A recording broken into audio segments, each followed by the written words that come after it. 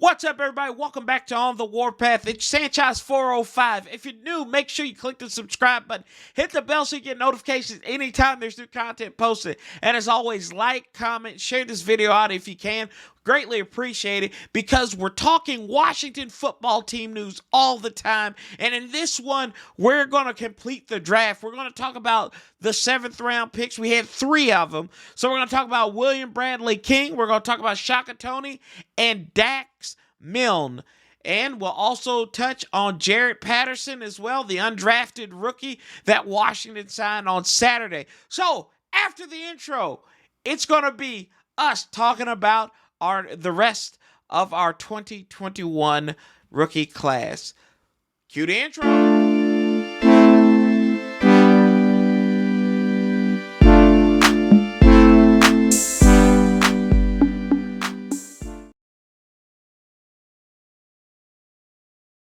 With the 240th selection in the 2021 draft, the Washington football team selects William Bradley King, edge rusher out of Baylor University. And what do you get with this young man? You get a guy who has a diverse rush repertoire.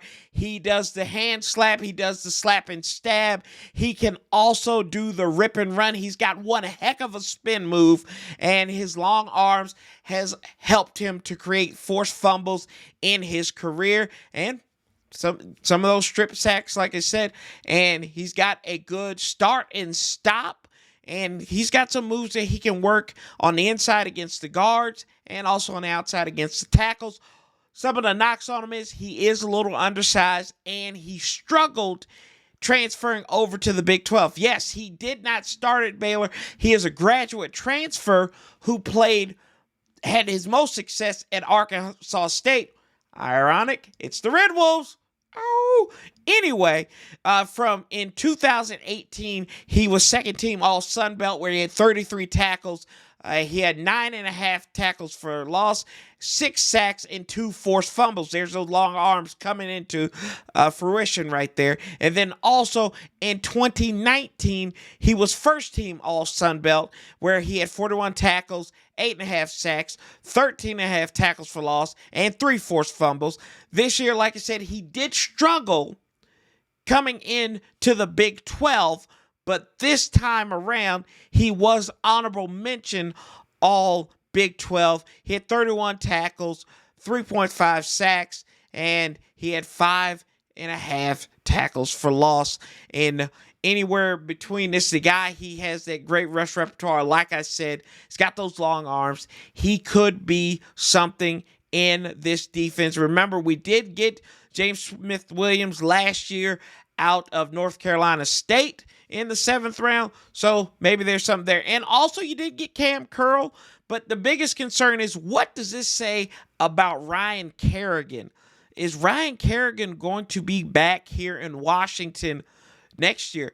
And it is interesting to see because we'll talk a little bit more next time on the 246th pick coming up here and what that might spell for Ryan Kerrigan as well. But right now, you all tell me, what do you think about William Bradley King coming to the Burgundy and Gold? He's going to add some depth right there behind Sweat and Chase Young if he can make the team.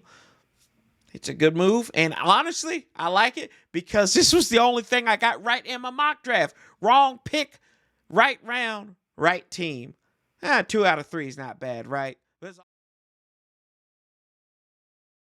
So with pick 246, the Washington football team selects Shaka Toney, edge rusher out of Penn State. So back-to-back picks, the football team and Ron Rivera go edge rusher.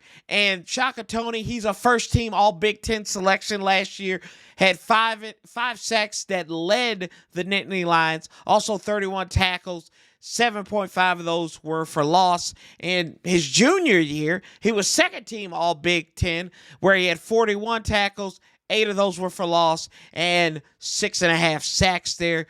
And it continues on. His sophomore season, he had 7.5 tackles for loss, 5 sacks, one forced fumble. He even got those arms up there to break up a pass. And then the redshirt freshman, though these 2 years, he was playing spot duty, but 4 sacks and then 6.5 tackles for loss and 2 forced fumbles. So the young man, he has a nice resume. Some of the pros about Toney is that he was a team captain this past year up there at College Station, and he's fluid in his passing. He can be slippery on run defense, and he is rangy, and he has some nice speed and a nice charge upfield to get to the point of attack.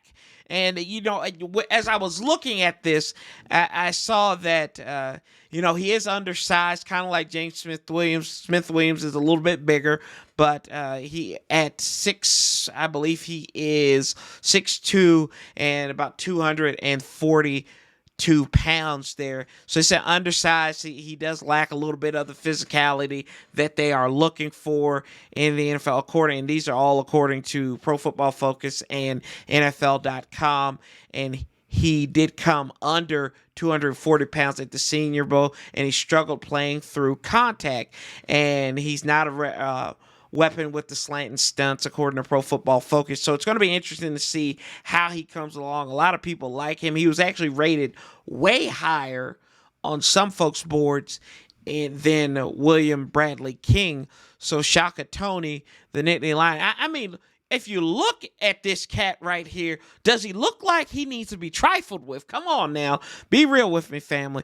But this guy is, I think it's going to be interesting. And like I said before, what does this say for Ryan Kerrigan?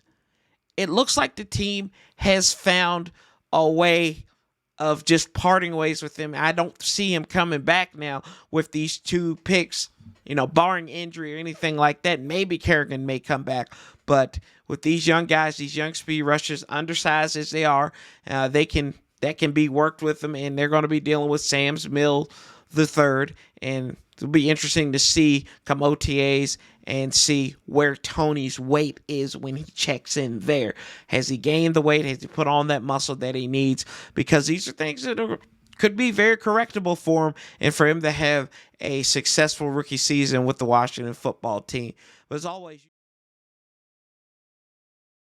the penultimate pick of the NFL draft, the Washington football team picked at 258, and they took wide receiver Dax Milne out of BYU, and this is the top target for Zach Wilson in their breakout year last fall. And Milne started in 10 games, appeared in 12. Half of the games he appeared in, he had 100 yards or more, and so 6 there. He had 70 receptions for 1,188 yards. That's averaging 17 yards per carry, per reception, and also had 8 touchdowns. And this is a guy who has a very athletic background. His dad, Darren, played baseball at BYU, and he also did Dax, 2 state championships for basketball and 3 with the football team. So the guy knows how to win,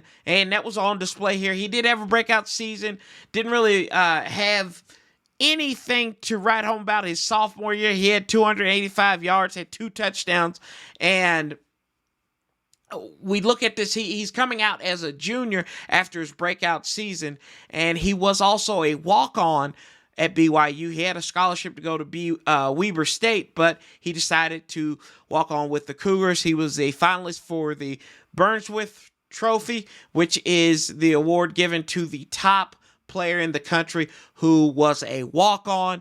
And interesting enough, in the draft process, there are 2 very different descriptions for this young man and ranking where he would go. One, Pro Football Focus said he would go a 3rd round. They had a 3rd round grade on him. Lance Erline had a 7th round priority free agency grade on him.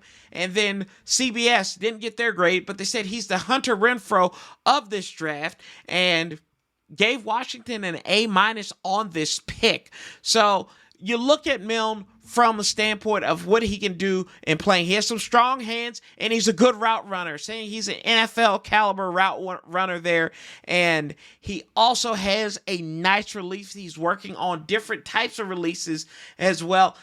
Probably can't play on the outside, but could play on the inside. Another nice little nugget here. That's like a biscuit and a two-piece and a biscuit right there. 73% of his receptions were for first downs. Moving the chains. Got to have somebody that can do that. But oddly enough, knock on him is he's not going to be a yak guy. He doesn't have the strength in the lower half of his body, according to Pro Football Focus. And he also doesn't have that downfield speed, according to NFL.com, and he'll have NFL corners kind of squatting on his routes. In Washington, he struggled against Washington in 2019, where they draped all kinds of coverage over him, but his best game came rated by Pro Football Focus was against Houston, and he has returned some punts in his career as well. So I wonder, could that be a place where they decide to use him is maybe returning punts? God knows we need a punt returner, and it looks like it is spelling the end for Steven Sims here, as Washington now has 2 wide receivers that are coming in as rookies. Tell me what. And on Saturday, after the draft's conclusion, Washington made a signing of an undrafted free agent rookie, and it is a local product, Jaret Patterson, out of Buffalo. He's a running back, played high school ball in Maryland, was a teammate of Chase Young, and Chase Young called him a dude, but guess what? He was the dude at Buffalo. He was a MAC Freshman of the Year, where he ran for over 1,000 yards, 14 touchdowns, and then he follows it up with a sophomore season where he touched the ball 312 times for almost 1,800 yards, 19 touchdowns, had 13 receptions, 209 yards there, and a receiving touchdown. And he was first team All-MAC. And then this year was probably some of his best ball, 2 consecutive weeks of best ball. But you look at the numbers, he ran the ball 141 times for 1,074 yards, 19 touchdowns, which was good for 7.6 yards per carry. And you look at this, 409 yards against Kent State, 8 touchdowns. Also, he followed that up with a 301-yard performance against Bowling Green. So if you're keeping count at home, that's 710 yards in 2 games.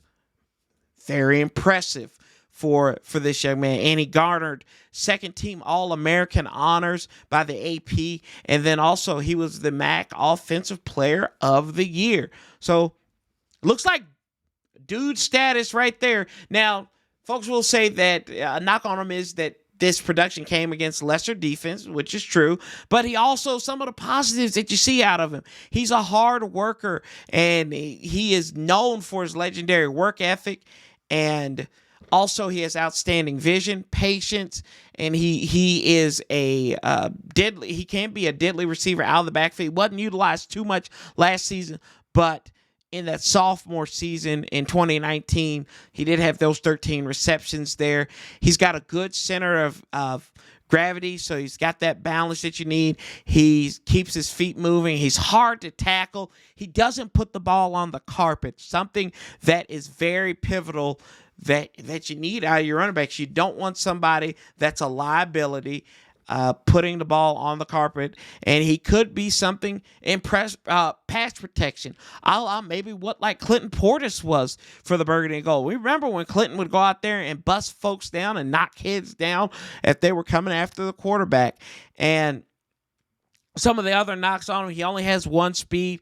He hesitates sometimes selecting the right hole and running downfield. That's probably why he was an undrafted free agent. They had Pro Football Focus, I think, had a 6th-round grade on him, and NFL.com had I think a 5th or 6th round grade on him. So it's going to be interesting to see. And then also, so a lot of his production may have came from a talented offensive line at Buffalo. Don't see a lot of Buffalo offensive linemen getting drafted, but okay. it is what it is there. So I'm not going to take that away from the young man. He can't be slippery. He can't be slidey, if that is at 5'9", buck 95. And like I said, Chase Young is calling him a dude. But what do you think about Jaret Patterson, the young man who is coming back home? And you saw him in his Washington Redskin cutout, and he said it was meant to be. Is it meant to be? Can he replace Peyton Barber? Can he help Antonio Gibson and J.D. McKissick or whoever might be on this roster come September? Only time will tell. I appreciate you all watching the review of our 7th round picks, William Bradley King, Shaka Toney, and Dax Milne, and also our undrafted free agent rookie signing in Jaret Patterson. Remember, that's Jared with a T. T for tough, y'all. But what do you think of these signings? Do you like them? Do you think these guys are going to be able to make their mark on the Washington football team come September, or even when the preseason out there? Can they show something out there in camp? But let me know in the comments. As always, I'm Sanchez 405. I appreciate everything y'all are doing to help all the Warpath grow as a channel and as a brand. I love you for it. And as always, love, peace, and hail. And I'll be talking to y'all real soon.